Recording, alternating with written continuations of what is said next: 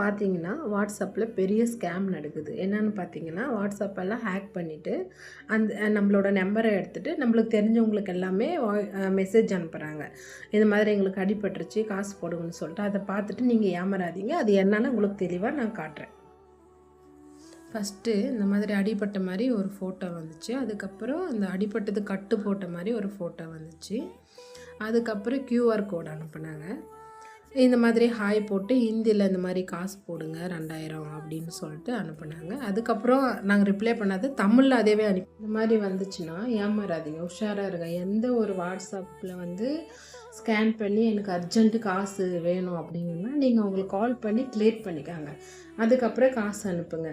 ஏன்னு கேட்டிங்கன்னா, இந்த மாதிரி தான் நேற்று எங்கள் நாத்தனா ஃபோன்லேருந்து எனக்கு மெசேஜ் வந்தது. அது மாதிரி நிறையா பேருக்கு மெசேஜ் அனுப்பின்னு இருக்காங்க. அதை பார்த்துட்டு நிறைய பேர் ஏமாந்து போயிட்டுருக்காங்க.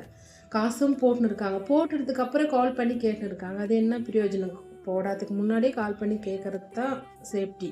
அதனால் எல்லாருமே உஷாராக இருங்க.